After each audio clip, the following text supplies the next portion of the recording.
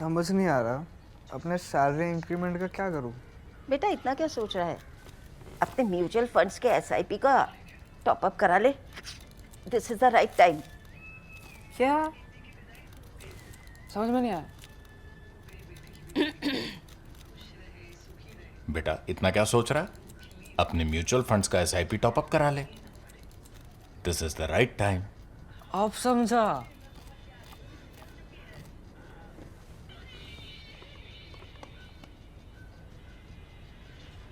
Mutual fund investments are subject to market risks. Read all scheme related documents carefully. Two things as we set up this episode of Cut the Clutter, and hopefully, I really hope so, that this is our last on this issue for some time, because this issue, the Middle East issue, has dominated the news cycle now for a very, very long time.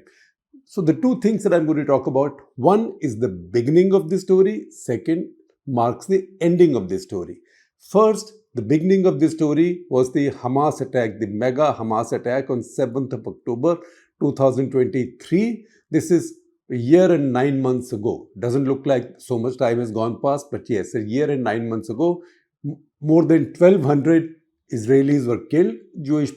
Mostly Jewish people were killed, barring the odd foreigner, and 251 were taken hostage. That's where the story started. And then we know what happened after that, the operations in Gaza, which are still ongoing, and the flattening of Gaza, the carpet bombing of Gaza over such a long time. That's one. That was the beginning. Everything else followed from that. Second point is the ending. The ending is something that today, I suppose, Donald Trump announced. And he announced it not with a tweet, not with a Truth Social post, but in his voice. In his voice and in his very Trump-like method, or very Trumpian method, because Trump, as we know, does not follow any old-fashioned principles of governance. He's the king in America, and now it looks like he thinks he's the king of the world. And second, also in diplomatic practice. So just as diplomatic practice in the past or traditionally has all been about speaking between the lines, conveying something between the lines, or holding back on your language or on your anger, and definitely on your emotion, and most certainly keeping things discreet. Donald Trump conducts all his diplomacy in public, either in his posts or on camera. So, getting into his helicopter today, he was confronted by journalists. We told you in our episode just before this one that he always speaks to the press, and he showed his disapproval for Israel violating the ceasefire by dropping big bombs over Iran. And he said, those are bombs of the kind we haven't seen. And then he said the Iranians also did that. But basically, he said the Israelis violated first. That was his indication. Then he went on to say, why should I repeat it? Please hear this in his voice, just 20 seconds. I'm not happy with Israel. You know, when I say, okay, now you have 12 hours, you don't go out in the first hour and just drop everything you have on them. So I'm not happy with them. I'm not happy with Iran either. But I'm really unhappy if Israel's going out this morning because of one rocket that didn't land, that was shot, perhaps by mistake, that didn't land. I'm not happy about that. You know what? We basically have two countries that have been fighting so long and so hard that they don't know what the they're doing. Do you understand that? So what's he saying? He's saying Israel and Iran have been going at each other for such a long time. What the F for, even they don't know, right? Now, what has he done in this case? He has basically announced the end of this war for Israel. That is not something that Israel is used to. And definitely, that is not something that Benjamin Netanyahu is used to. Israeli leaders over time have become used to ordering the Americans around. In this case, it is the American president who's ordering the Israelis around, and he's actually telling them firmly to get those in another post. See that post? Get your planes back, get your pilots back, don't drop those bombs. This will be a violation, etc., etc. Israel has never got instructions like this in the past. However, Trump has earned the right to do that by intervening in this war in a very decisive manner by sending those B-2 bombers with his GBU-57AB munitions. bunker busting munitions. So what he's done is he's come in and he has broken through this stalemate. Once he has broken the stalemate, the military stalemate, he has called an end to the war. That's a bit like an oversized referee running around a football field, waving the red card or maybe two red cards, and at the same time, instead of a mere whistle, carrying a shotgun. Shotgun means, just to warn you, I will fire it in the air, and if one of you misbehaves, see, I can use it also. That is the big change. So what started on October 7, 2023 has now ended like this. This war, for all practical purposes now, is over unless somebody really loses their minds. I don't think this war is going any further. This war is over. What happens in Gaza, we'll now see. If Trump will now want to extend this to Gaza as well, or maybe make a call to Hamas now that, look, you guys, either return the hostages and the bodies and make peace, or then I'm letting Netanyahu do whatever he wants to do. We don't know. We'll know soon enough, maybe by tonight, who knows? Because, when we try to sleep, Trump works and sometimes he keeps the world awake. He's also going to be The Hague in the Netherlands for the NATO summit, and let's see what he's doing and where his image has risen. You can see in this totally obsequious note that Mark Rutte, the current head of NATO, has written to him. This is really like something that some courtier wrote to some Mughal Badshah in the 15th or 16th century. That's how this note has been written. And you know what? Trump has shared the entire note, the entire screenshot. That is what Trump has changed with global diplomacy. Anybody who's dealing with Trump now has to work on the presumption that, one, he will not keep your confidences.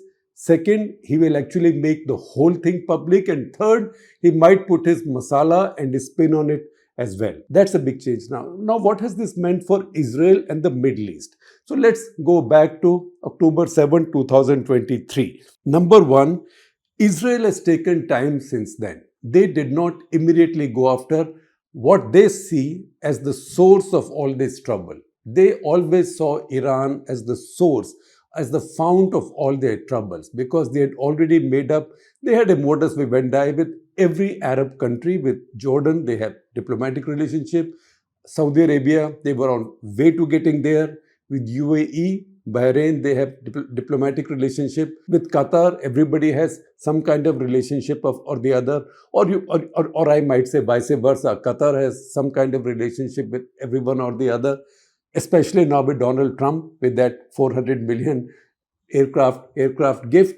That said, Israelis knew that their troubles are not coming from Egypt. These are not coming from Saudi Arabia, not from Qatar, not from UAE, not from Pakistan, not from Indonesia. Those are the big Muslim countries, not from Muslims in India. India has third largest Muslim population in the world, or Bangladesh, the fourth largest Muslim population in the world.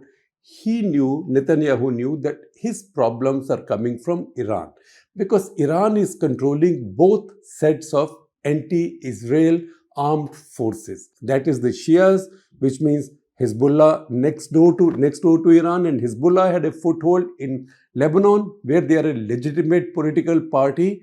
In fact, they are a member of the ruling coalition and have traditionally had ministers in the ruling coalition cabinet. They also have a military wing, and also they have a rear in Syria. In Syria, where they were also used by Assad to keep himself in power, and where the Iranians used Hezbollah also to help Assad, who was their man in power in Syria. What Israelis did now, after October 7, 2023, was to go after each one of these by turn and see what has happened since then. I will not take you into details because we've been talking about some of this in the course of other episodes of Cut the Clutter, so I don't want to be repetitive, but you can say that Hamas is mostly destroyed. Most of its leaders are assassinated. Very unfortunately, Gaza itself is also destroyed with tens of thousands of people killed. There was a ceasefire that was broken. Let us see what happens now. I do sincerely hope, however, and this is opinion, I do sincerely hope that the fighting in Gaza comes to an end now and there is a settlement on the hostage issue as well, because it just looks so pointless and is costing so many more lives unnecessarily and causing so much more misery. Just as there is ceasefire between Iran and Israel, the fighting in Gaza should also be brought to an end with a reasonable resolution, with a fair resolution. Just to refresh your memory, I might give you the names of some of the key Hamas leaders who've been killed since October 7, 2023. That is Yahya Sinwar, the head of Hamas, 16th October 2024, almost exactly a year after the first killings, the attacks.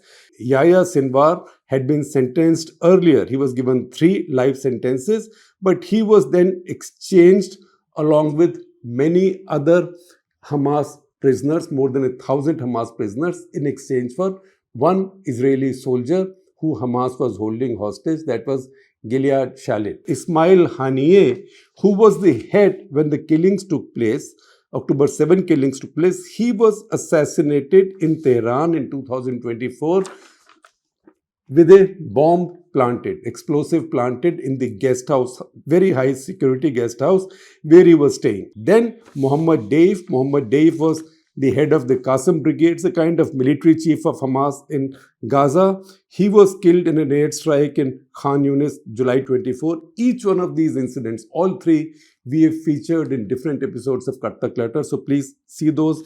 We'll be sharing links with you. July 24, Mohammed Deif was killed, but even before that, his deputy, Marwan Rissa, he was killed in March 24. And Mohammed Sinwar, now the senior most leader, he was the brother of Yahya Sinwar. Yahya Sinwar was the planner of the October 7 attacks. Mohammed Sinwar was now killed just last month in May of 25. His body was identified. As I understand from my reading of the media, it looks like that body is now being entombed with a lot of concrete being poured into the tunnel in which he was found. Hezbollah, we know what's happened with Hezbollah. This is a bit more recent. Nasrallah, he was the head of Hezbollah, was killed in a bombing in a Beirut suburb. That was a big bunker busting bomb.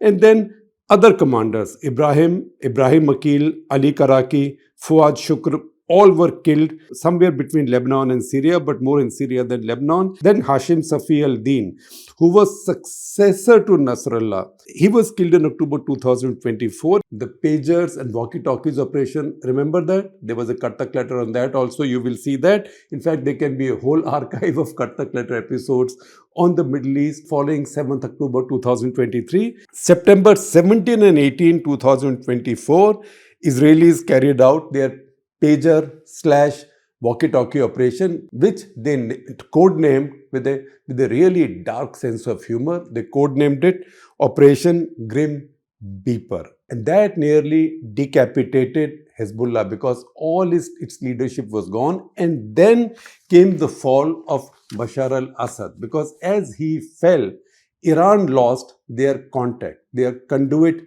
to Hezbollah. Hezbollah now became without any roots, without any rear to go into. In Lebanon, the government acquired more control of the situation. They continue to be a political party, but at the same time, Israelis have felt free to go into Lebanon and attack the armed units of Hezbollah. So Hezbollah got finished like that. Hamas, we know what Israel has been doing in Gaza. A few leaders might have escaped here and there, but the only ones who are safe and are living in quite a bit of riches are in Qatar, but Qatar makes sure that they are of no further trouble to Israel. Hamas got finished like that by the use of the sledgehammer, right? Hezbollah was killed by the use of the surgical knife. And at the same time, Houthis, who are Shia and who are in Yemen far away, but they have a special power. One, they've been armed to the teeth.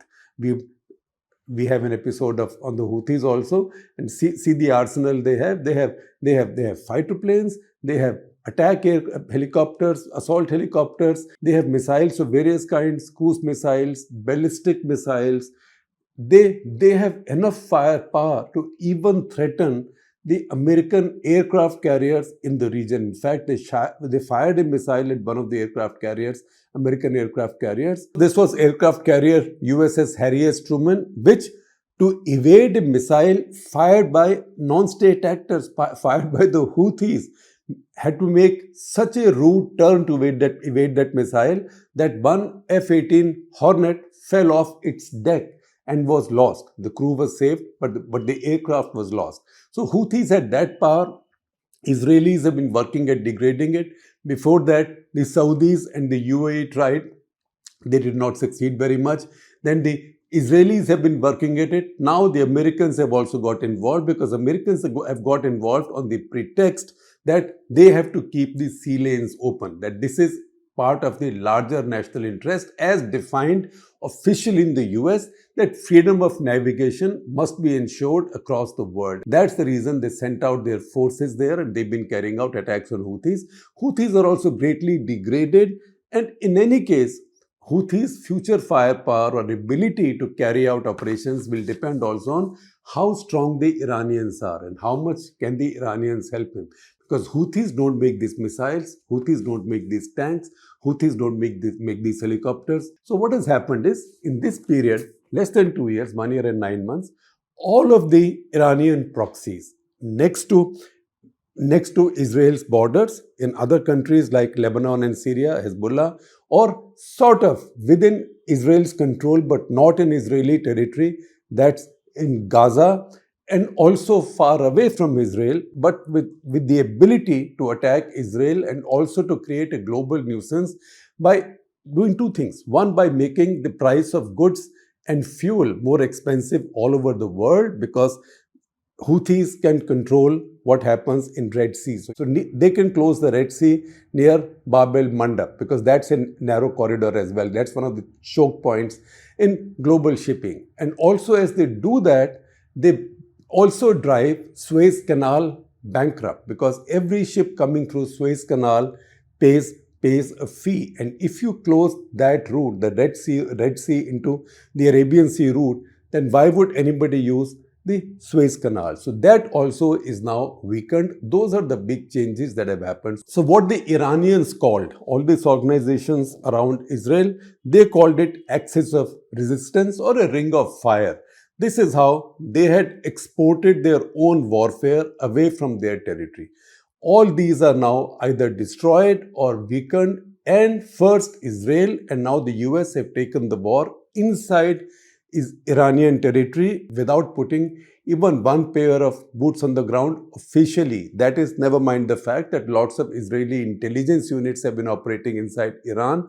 In fact, with such felicity that they've taken parts of drones which they've assembled there, and they've been firing those drones within Iran to take out Iran's air defense systems and anti-aircraft batteries, and also later missile launching batteries as well. So that is the situation as of now. Then we come to the next point. In this round of fighting, Israel, using its own kind of intelligence, targeted and killed Iran's top generals and nuke scientists. In some cases, even the successors who had just been appointed by the Ayatollah got killed almost within 48 hours. Sometimes they got killed after a warning. In fact, the Washington Post has released an audio recording of a conversation that in Persian, Mossad agents are having with key officials in Iran, saying either you leave the country with your families or you will be assassinated. That's been done to also damage the morale there. And the next point, this operation has exposed the folly of relying only on missiles and not building any air power. So Iran never built any air power because nobody would give them any air power. So whatever Iran may have given, the Russians, for example, all these thousands and thousands of kamikaze drones, short-range missiles, Russians have been raining all of them, ammunition, artillery ammunition. Russians have been raining all of that on Ukraine, and Russians are paying back Iran with some bit of S-300 surface-to-air missiles, anti-aircraft missiles, some other chota level weaponry, and gold. Now, gold is not very useful when a very effective air force unleashes a non-stop 24/7 campaign of attacks over you. Gold is not going to fight them. What you needed was an air force and something to deny the Israelis air superiority. Iranians simply did not have it. They thought that they will use their missiles as long distance nuisance and also to inflict long distance damage on the Israelis. They will not be able to come that far and attack them, and this will then become an instrument using which they will be able to get Israel to bend to their will. Now, there might be some logic to that, but for that to work out, Hezbollah had to be in good shape because Hezbollah had more than 100,000 low-tech missiles. So if Hezbollah was firing all of those missiles towards Israel, then Israel's air defense systems would have been saturated fighting those. And then Iranians could have sent their bigger missiles. Even now, the Iranians use that method. They'd fire 200 ballistic missiles, of which maybe 199 will be intercepted by the Israelis. And then once they thought that the Israelis had got exhausted or they're running short of interceptors, then at that point, they will fire 8 or 10 of their most potent missiles, some of which then scored hits also in important visible places in Tel Aviv and around Tel Aviv as well. That did not work out because the Hezbollah hedge wasn't there. And now the absence of any air power or absence of any credible air defenses within 24 hours gave Israel total control of Iran's skies. See this article by Yaroslav Trofimov in Wall Street Journal. We quote from him a lot of the time. He's a wonderful writer and very knowledgeable. So Yaroslav Trofimov says that, look, you've now seen the difference between this war and the Ukraine war. So in Ukraine war, Russian Air Force, it was much bigger than the Ukrainian Air Force. Ukraine hardly had an Air Force. But they've not been able to establish this air superiority over Ukrainian skies simply because Ukrainians have strong air defenses on the ground and they are very good at using those air defenses. That's why after the first week of the war, I am adding that, after the first week of the Ukraine war, Russian aircraft, the mighty Russian Air Force, has not ventured into any contested airspace. They stay far away and fire this long distance glide bombs or hypersonic missiles from 200 to 50 kilometers away. Those are very expensive. Those are also in short supply. And that's the reason that failure to control the airspace over Ukraine is one of the big setbacks for the Russian power. That is something that Israelis sorted out early on, and Iranians erred in investing in their air defense. And the lesson this tells you is that when it comes to air power, as the Russians have learned, then this old Stalinist principle that in war, quantity is also its own quality, that does not apply. Because you may have 100 aircraft while the other side has 10. Or the other side, you may have 200 aircraft while the other side has 10 anti-aircraft missile batteries. But if those are high-tech, those can attack your aircraft because your aircraft can either see them and target them, then your 100 aircraft will very soon be a whole bunch of wreckages. So when it comes to air power, quantity itself doesn't matter. You need quality, and that's what worked for Israel. Again, you have to see how the region has worked along with Israel. You might say colluded if you're on Iran's side, but you can say cooperated if you're on Israel's side. So I asked Grok, for example, I've been reading up everything on this in terms of how do Israeli aircraft go almost 2,000 kilometers into Iran. Sometimes they go to such distances that they may cover more than 2,000 kilometers. Okay, everybody gets mid-air refueling these days at some place, but where do they get their mid-air refueling? Because Israel is just a little strip of a country. So wherever they go, they will have to go over large countries with large land masses. So what did I do? Just for fun, I asked Grok, tell me the routes that Israeli Air Force would have taken to go to Iran. And it gave me 4 routes. It said it's gone over Syria and then Iraq. Syria would not bother. They'll be quite okay to let the Israelis go. Iraq also. Iraq has a Shia government, but I don't think right now they either have the air defenses or the inclination to take pangas here, particularly because the Americans are also sitting in Iraq. The other route is via Jordan. Jordan said that they will protect their airspace, but mostly they protected their airspace from missiles coming in from the Iranian side into Israel, because Jordan has worked with Israelis for a very long time.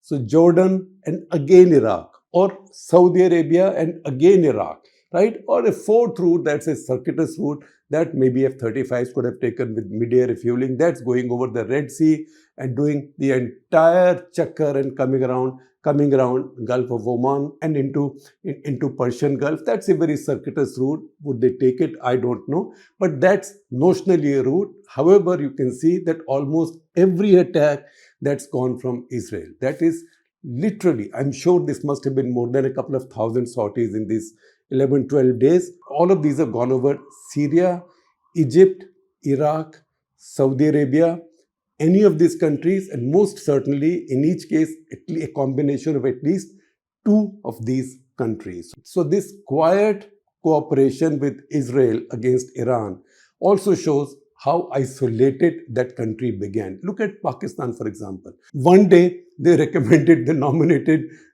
Donald Trump for Nobel Prize. Next day they were condemning America's bombing in Iran. Third day they were moving a Security Council resolution calling for a ceasefire, because before that resolution could reach anywhere, Donald Trump has already ordered a ceasefire. Beyond that, Pakistanis, despite being neighbors, did nothing for Iran. So Iran was left alone. That isolation of Iran. China, Russia also issued statements, but beyond that, did nothing, just lip service. This isolation also worked in conjunction with air superiority and also better planning and really spectacular intelligence. Now we come to probably the most important takeaway from this. That is the US-Israel relationship. Now, Trump factor played out here. Trump, usually we think he talks too much and he does little. But the fact is that he showed this time that he may do little, but when he does something that little, it makes an impact. So that became a deal maker, deal breaker. You can call it whatever, depending on which side you are on. So just that one bombing raid, because he destroyed that one facility with enrichment centrifuges sitting underneath it under a mountain that the Israelis could not have destroyed. Now, if he had let this go on, then he could not have called a halt to this war. Then Israelis would have gone and on, because Trump had also taken a position that Iran cannot have nuclear weapons. So he broke that stalemate with those B-2 raids. Now there are American presidents and American presidents. American presidency is a very powerful office. Just the executive power is humongous.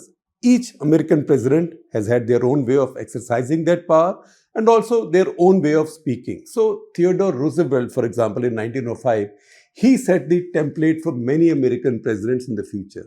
He said, you carry a big stick, but speak softly, you will go far. What does Trump do? Trump breaks both the rules. Trump speaks loudly, but also carries a big stick, although he rarely uses it, and also uses that stick from forbidding others from using it, including his allies. That is the important thing about Trump. We've noticed from the day he came into power the second time, he's been toughest on his allies, and he thinks that his allies, he's wiser than his allies, that at least his allies should acknowledge that he's much wiser, he's the wisest man in the world, and listen to him. And that's the direction in which he is going now.